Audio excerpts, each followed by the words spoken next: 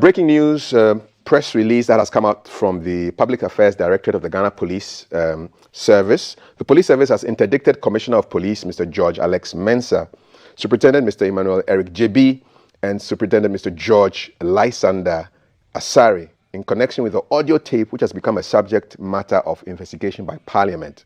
The interdiction is to make way for disciplinary proceedings into their conduct in line with police service regulations. Signed, Assistant Commissioner of Police Grace Ansah Akrofi, Director of Public Affairs of the Ghana Police Service, just hot off the press, barely 30 minutes ago. And Adib Sani, who is a security analyst, is live for reaction to this particular press statement. Adib, salam alaikum. Good morning. Welcome to the show. What is your initial reaction to this press release from the Ghana Police Service, Adib? Well, first of all, we need to put some issues into perspective. You know, what is an interdiction? Simply means stand aside, and you wouldn't be able to perform any police role for an investigation to be done into whatever you might have been accused of. It's based on the premise that your presence, might interfere with the investigation. That is why it is important that you stand down or stand aside so you can independently and fairly be investigated for the necessary actions to follow. But I'm thinking that this is ill-timed and could, to some extent, amount to witness tampering. Because I'm curious why the police didn't interdict them at the time the tape came out until after they went to the disciplinary, they appeared before the parliamentary committee that is investigating the issue. And I think that might, scare people from appearing. The police might have good intentions because surely nobody is beyond interdiction. And it's a different matter from what is going on in Parliament.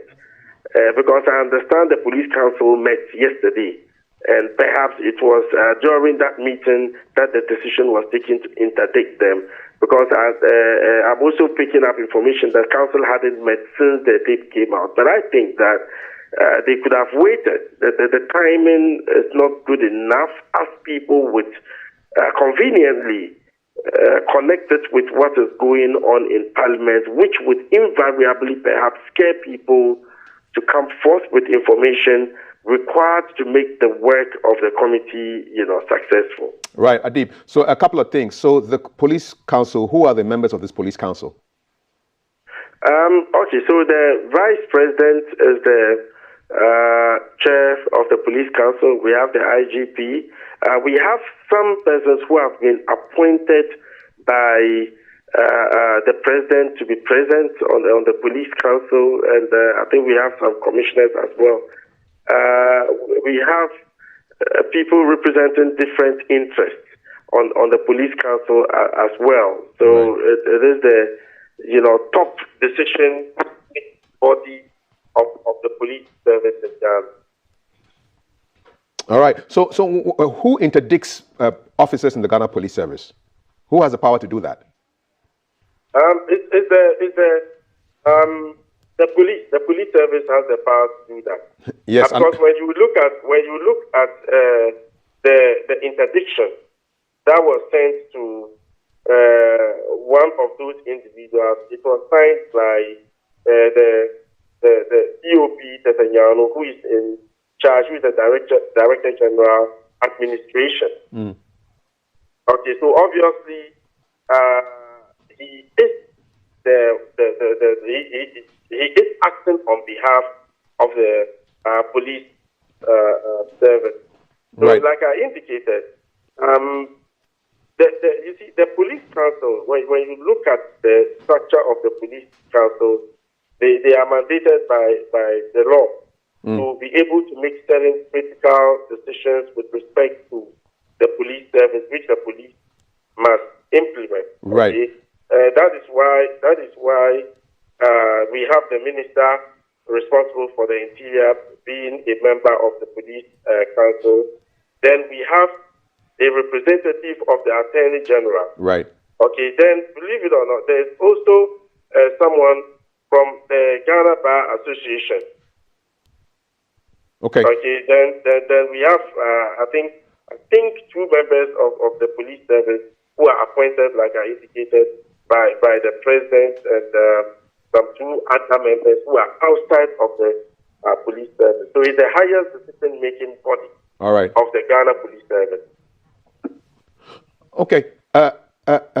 So with this interdiction, what does it mean? I mean, can they still be called by Parliament to go speak? Because if an interdiction is standing down from police duties, Parliament is not police duties. Can they still go and sit in front of the people in the probe? Good. So I with someone very much involved in what's going on. Okay, and I understand that what Parliament is doing is completely different from what police is doing. Police is still policing.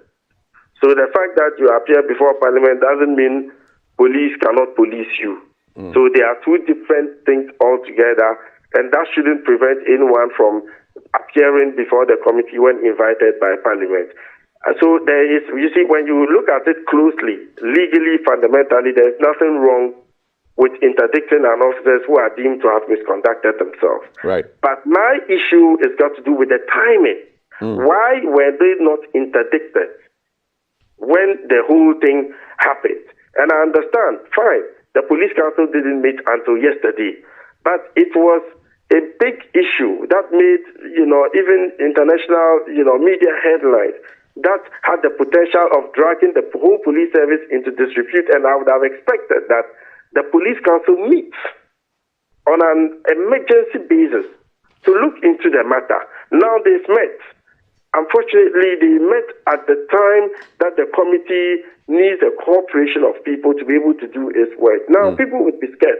And by the way, it's on the back of the fact that some, I understand, commissioners and some police have petitioned the committee to give them more information about happenings within the police service. So I think the timing is not good enough, and one can easily connect it with what is going on in Parliament, even though they are two disjointed things.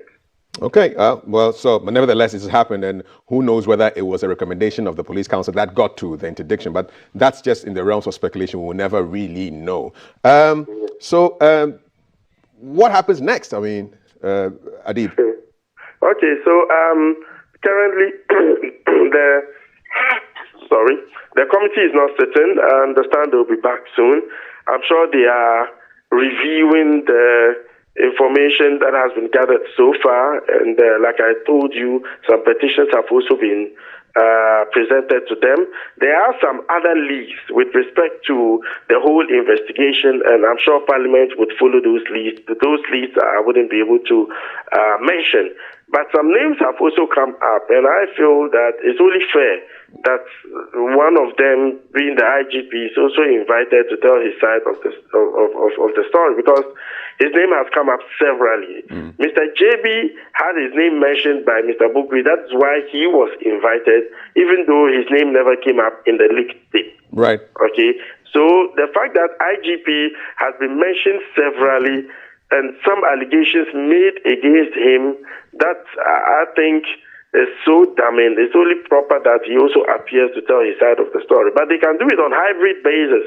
Those he would want the public to hear, and those that can be held in camera when they hinge on the security of the state. And any other name that might come up. So if tomorrow Kafuide's name comes up, Kafuide should be invited.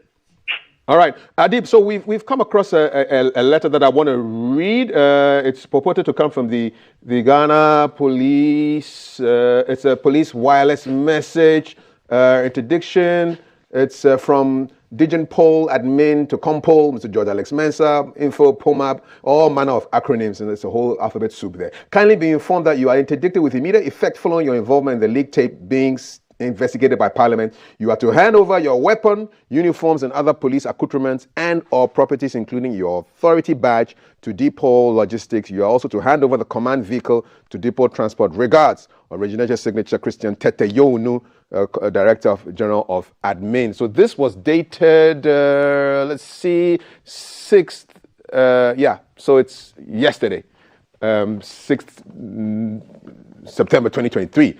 So basically, that is the foundation for the interdiction letter that press release that we just read to you, basically asking these gentlemen to step aside and then face disciplinary investigations. Anything you want to say before I let you go, Adib? That came up for discussion at yesterday's meeting, and yes, a decision was taken to that effect. Okay.